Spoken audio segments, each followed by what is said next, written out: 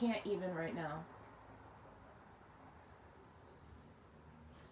Welcome to Messages for You. Oh my good sweet God. Hello. Hello. I'm Marva Kent. And this is Messages for You. A little introduction. I will give out an introduction later. Anyway, I gotta get into this message because I thought I was recording and I was not recording. I've been having regular random messages coming to me lately, and this message is for James. His last name might possibly have an H on it. If you are not James, but this message resonates with you in any way, please take it and receive it and know it's from your loved one as well. I'm actually being told that there are a few people who may watch this, and you may not be the person to whom I'm talking to, but you're going to resonate with this message. So take this as it resonates for you. If it doesn't resonate for you, it's okay to pass it by. Because, maybe the next one will be for you. And something just said like and subscribe. Oh my God. So I've been thinking of doing this page for a while, and all of a sudden I'm standing here, and this is my mirror, by the way. I don't know why I'm calling her Gloria. I guess we've now named the mirror. And I'm getting this message through, and I'm like, it's weird and whatever. And I look over there, and I tend to see things and things, which is why I have so many wrecks on my altar. Yes, why don't? We're dusty. We're okay with dust. And something just started to say to me, constellation. Anybody got a motorcycle out there that they drive and they vroom vroom down the road? There you go. Here's your sign. You need a vroom vroom. Vroom vroom vroom vroom vroom vroom vroom vroom vroom vroom vroom vroom vroom vroom vroom vroom. And I'm standing here and I'm looking at this and I'm like, what in the heck? That's a constellation. What constellation is that? And I'm looking in and I'm looking in and I'm like, oh my God, that's Orion. And then I just stopped dead in my track, and all I was just like, I'm not going to swear. I'm going to try not to swear, but kids, I listen to death metal, so good luck. So, yes, Marva Kent listens to death metal. So,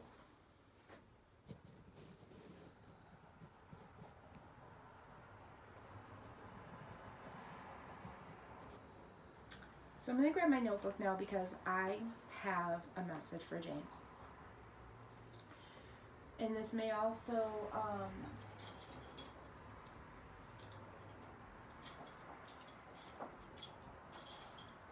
and the band Metallica, and especially the song Orion, may be important, or you and your mother looked up at the stars while you were a child, because I feel like this person is someone whose mother did not grow older with them. They lost their mother before they were 20. I'm also getting the impression that their mother felt much older at the age they were than the age that they actually were. So if your mom was 40, your mom felt like she was 80. If that resonates, take only what resonates with you. This is going to be pieces and parts, maybe you're going to listen and whatnot and go, well, it's not all of it. Just listen and take what speaks to your heart. If it feels like someone just gave you a little jump in the heart, take that. That's your spidey sense. That's your nervous system. You take that. I do accents. Sometimes spirits bring me in and out. So also I got some, past life natural twang up north. So here we are. Because, y'all, we're on Lake Ontario up here. So, James, this is your message.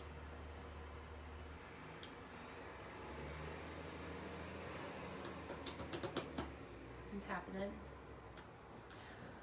Earlier when I was starting this, I got this image of this woman, and her hair was gray and kind of waving curly, kind of curly wavy, kind of like not really super curly but not really wavy, kind of like the in-between, kind of a little bit of a wavy curl, and she's pretty, and you look like her. You look like your mom. As a matter of fact, people will even comment as you get older, my God, you look exactly like what your mom would have looked like had she lived to be your age, you know? And it's really sad because your mom had a lot of people that loved her around her, you know, and maybe you didn't always feel the love that you should have felt, and that was not your fault. You need to know, James, that the love that you didn't feel growing up was not your fault.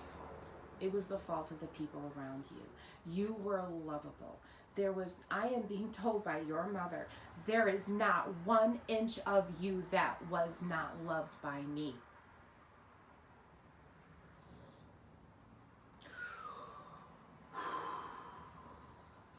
There is not 1 inch of you that I did not love, James. And you need to know that, honey. I love you. I love you. And you haven't ever done anything wrong that has made me not love you. I have loved you through every single thing that you have done in your life. Every time you're there, every time when you look out and you think, I wonder if my mommy sees me. Yes, baby, I do. I see you because I'm next to you. I'm hearing you play and I love it. I love every single minute of it. You are amazing. Do you know how good you are, honey? Oh, baby, do you know how good you are? I am so proud of you. I am so proud of the man and the father that you have become. I am so absolutely proud of you. And I could not ask for a better son. I want you to absolutely 100% know, I, as your mother, I'm seeing the initials TC for some reason, cannot ask for a better child than you. Yuki Jones just walked in. The gray cat. I could not have asked for a better son. And when you turn around and you look at your teammates, your workmates, your bandmates, I am there. I am looking at that drummer. I am looking at that office worker. I am looking at the people around you who love you and support you. And baby, when you need that support, I promise you, they can feel me in there. And they've probably said, you know, there have been points where we've been really worried about you and your mom comes to us. And we know when we feel your mom there that you need us. We know when you need us, James, because your mom tells us.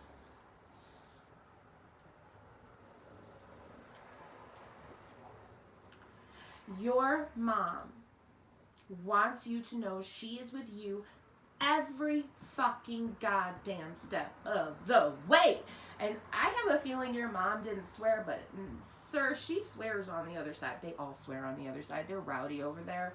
If y'all want me to tell you what it's like a little bit over there from what my vantage point and seeing is, just let me know. Why does somebody keep saying like and subscribe? So like and subscribe. Oh, his mom just was like, yeah, she just got all cute. She just got all smiley. I'm seeing her in the sunshine.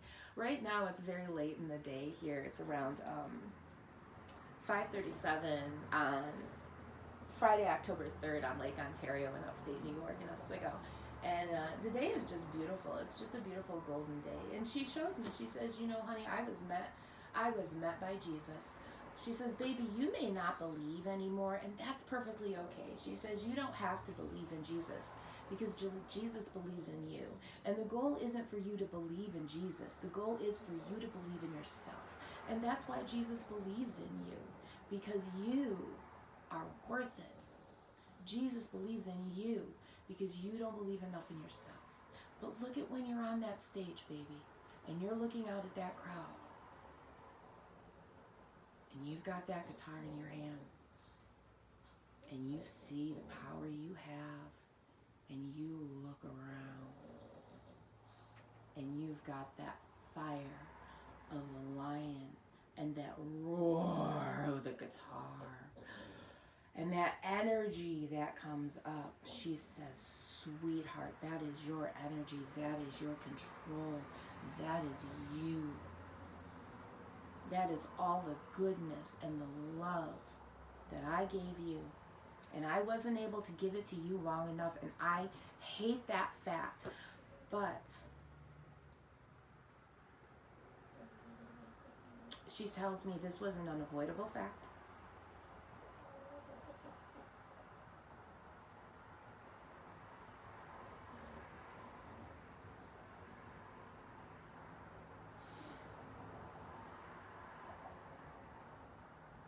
And she says, that's fair. I'm not going into anything here. I'm not going into how your mom passed away. We don't need to do that. You do that enough for yourself. And she says, it's fair to feel that pain. Every feeling and emotion you have, James, and I just got the name John in my head too, so there may be a John watching. Your mom loves you dearly. Oh, I see another woman stepping forward, giving pink hearts of love. She really loves you, and she's really loves you, John. She really loves you. She really loves you. So, thank you. Thank you very much. So,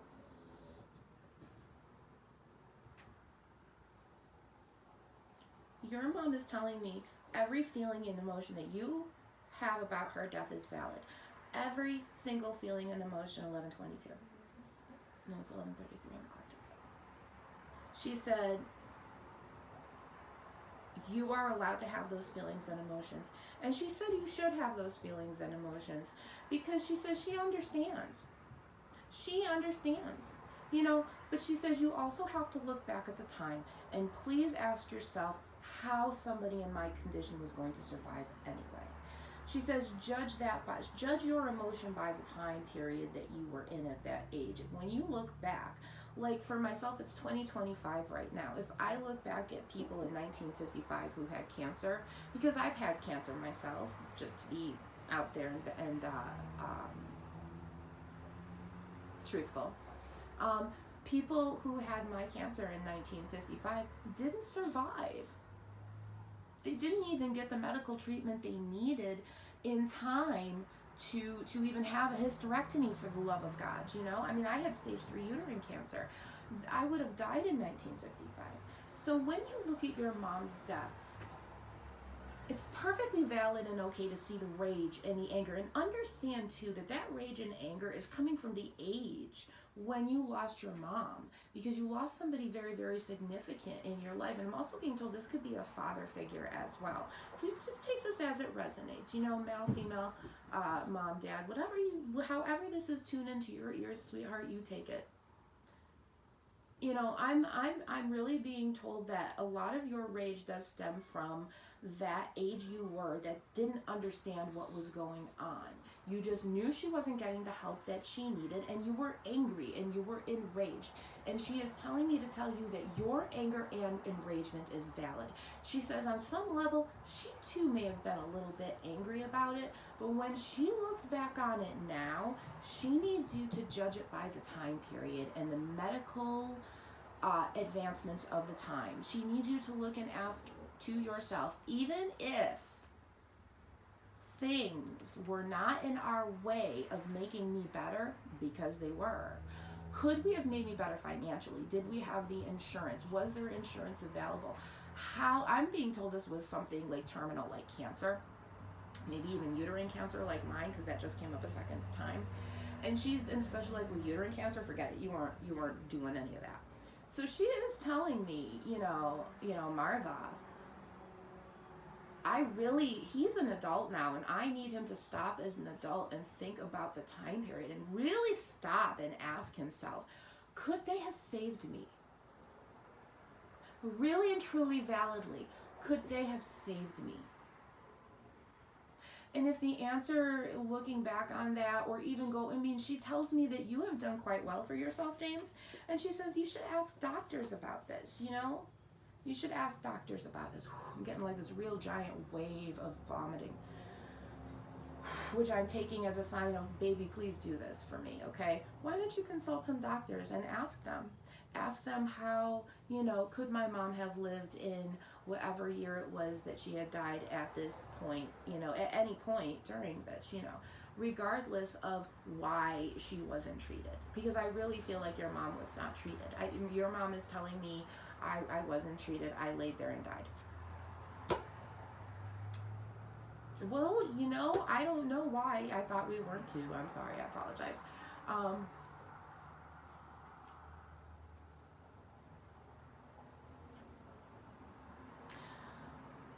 She's telling me she might have been like a little bit angrier and bitter in the end.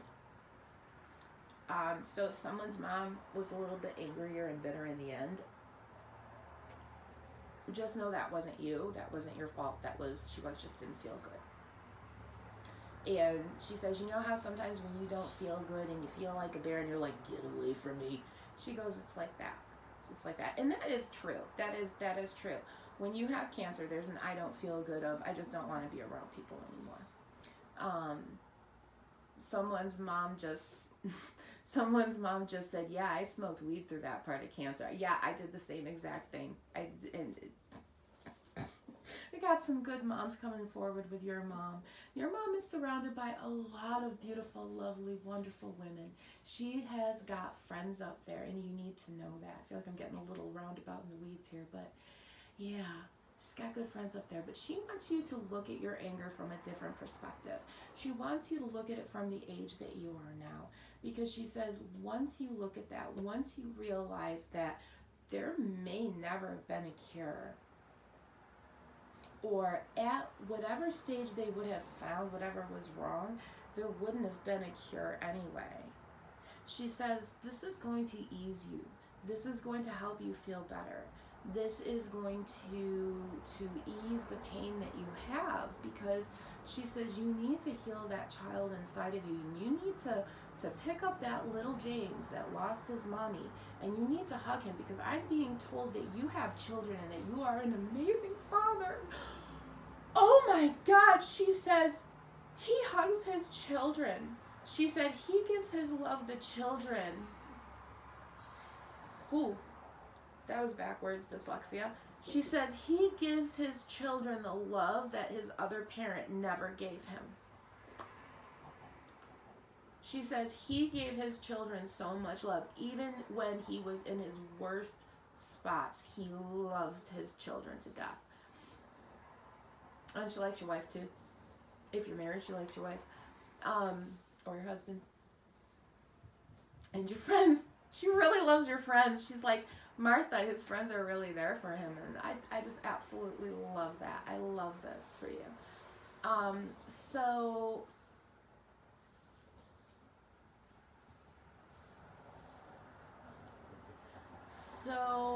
yeah. James, your mom needs you to take your anger. And she needs to explain, she needs you to hug the you that you were at that age when she passed away. And she needs you to explain it to yourself. And she needs you to let your little self know that it is okay to have that anger and rage, because you don't understand what's going on at that age. But you are James of whatever age you are right now, and you do understand what's going on. You do understand what's going on. And it's okay to feel those feelings and emotions. And you are going to break down. You are going to cry. Just sit there and cry. Throw on some Bluey. God, Bluey is great for that. Steven Universe anime. I don't know. 53, I'm a kid at heart, so what are we going to do?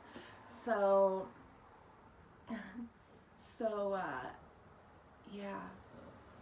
Your mom wants you to know that you're okay. She loves you. And every feeling and emotion you have ever had is valid about this. And if you are angry at other people because they didn't help her, that's a valid feeling and emotion. And she says you should not shove those feelings and emotions away.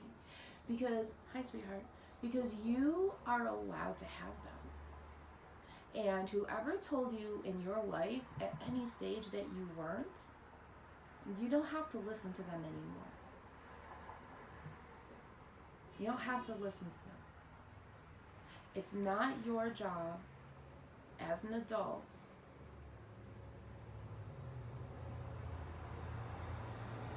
to keep the feelings and emotions that other adults put on you as a child. She wants you to know that.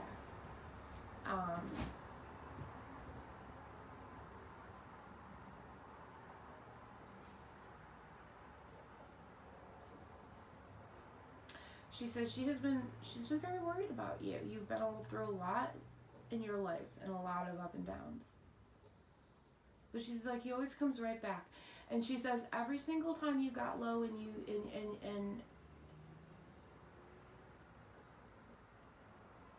she says every time you couldn't feel me, I was there. And every single time you thought that was me, it was.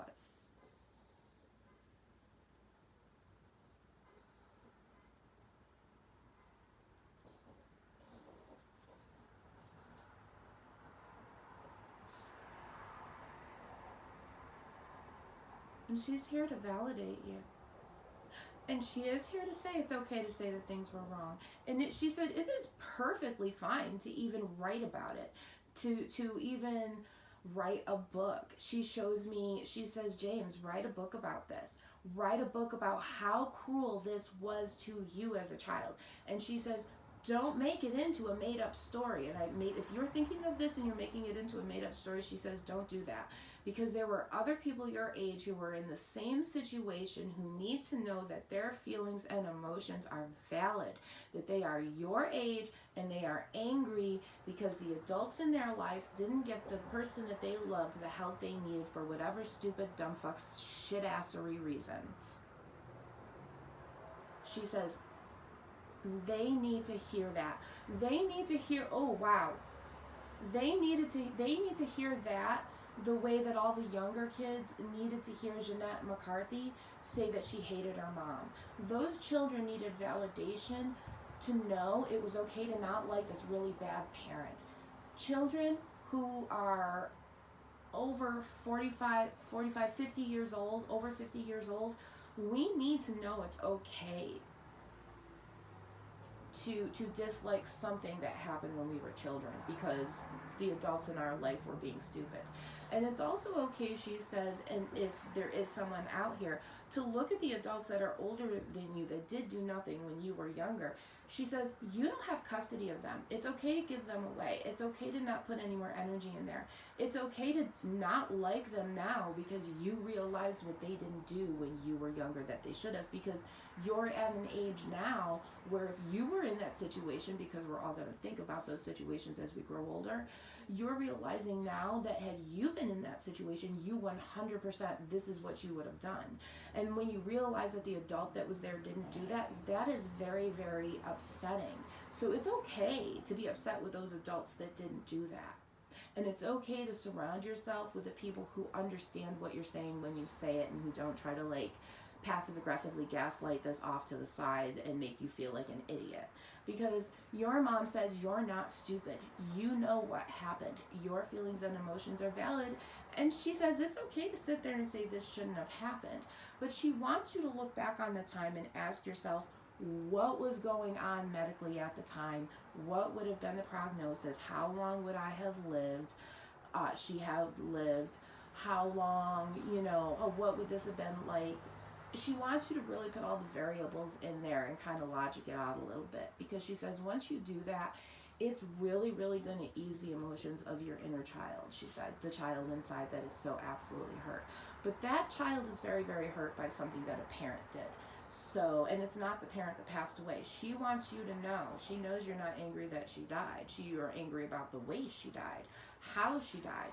The other adults that were there that did abso-fucking-lutely nothing, and you and I both know they had every power to do it, even if it was just bring her to the hospital to get the diagnosis and come home and go, yep, there's nothing anybody can do. At least then you're more well prepared instead of living in the world of I don't know what is, because nobody wants to fucking live there, right? So, oof. You've been a heavy influence on your mother's soul, can I just tell you that? She says, Martha, I have been on stage with him. I have listened to him play. Have you? Have you heard my son play? Oh, she says, guitar. Do you play guitar? She goes, you have no idea. He's amazing.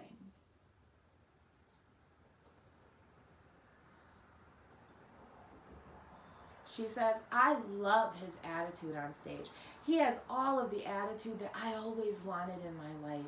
And she said, when you come off stage, that aura, that happiness, let that into your life outside of the stage.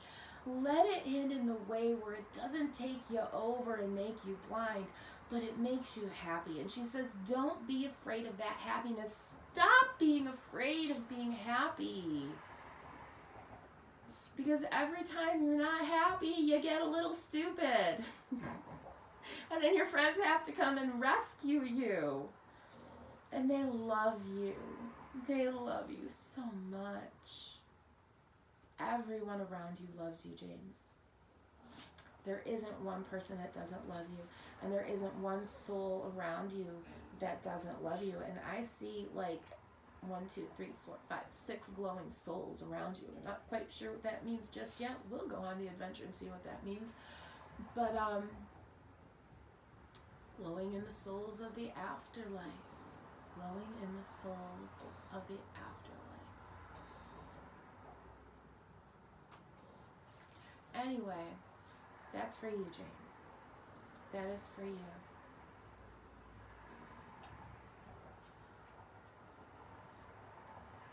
I'm seeing if there's any more messages. She says, go be happy. Because you are the age that you are, and you deserve that happiness. You deserve that happiness.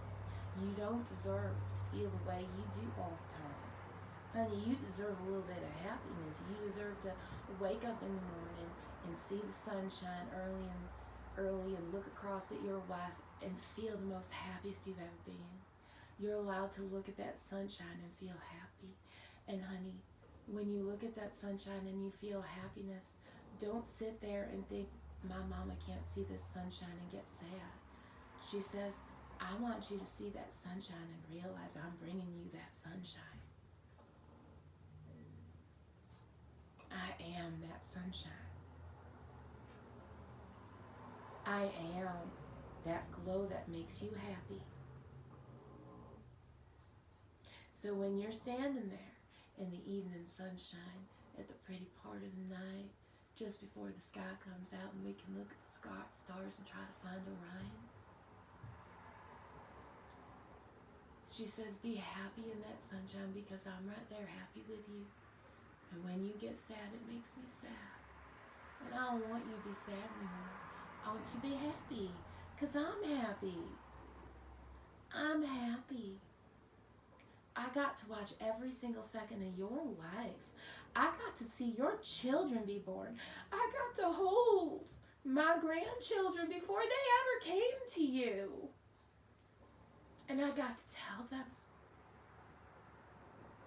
And she's showing me, I'd see like 1, 2, 3, 4 kids maybe. And they're all in like a little half circle and she's there and she's got angel wings. And there's like a pool of water and she's showing them you. And she's showing them who you were when you were growing up, and she's telling them all the stories.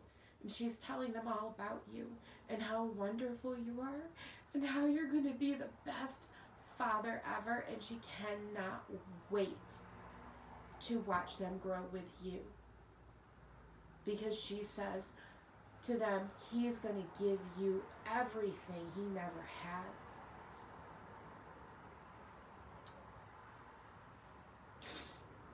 And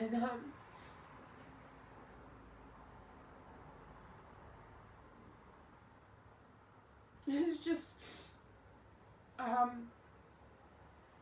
there's like not words, it's just an emotion of the happiness. And she's showing me like I was there when your baby was born. I was there when they put your baby in your arms and you wished I was there. I was there with you. Every time you wished I was there with you. I've never left you. If you have siblings, yeah, they felt me. They felt one of my hands. They felt a strand of my hair. But you you have felt me, because my soul has not left your side. I have crossed over, because it's in the crossing over that they can come back and really be with you. Confirmation knock. And she says, I was there at every single important event. I was there. If you got a big award, I was there on the stage with you. I was sitting in the crowd. When you thought you saw me in the crowd, it was me. I have never, ever once left you. And you need to know that. She is absolutely wonderful. I even have stuff written out, but obviously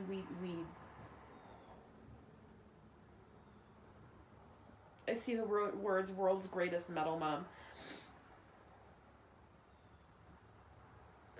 Something just said world's greatest metal mom. I love that. I absolutely love that. World's greatest metal mom. There needs to be like a bumper sticker. I saw Metallica in concert. I'm telling you, when they say that's a family, they are not freaking kidding. Can I just say, it felt amazing. I felt loved. It was the best time ever. The person in the crowd was the guy, the beginner was a comedian, and he was talking to people in the audience, and one guy, I think he was like, maybe he was in his 60s. And he says, oh, you're here? And he goes, no, I'm just chaperoning my mom. And he goes, what? And his mom stands up. His mom's in her 80s. He was there to chaperone his mom to Metallica because she wanted to go to a Metallica concert. And it was like, yes! It's like, this is family. That is what family feels like, James. When your friends tell you this is what family feels like and take it off the stage with you and just don't let it go to your head, bring it home to your family and let it surround you the way that it needs to surround you in your home. Do it.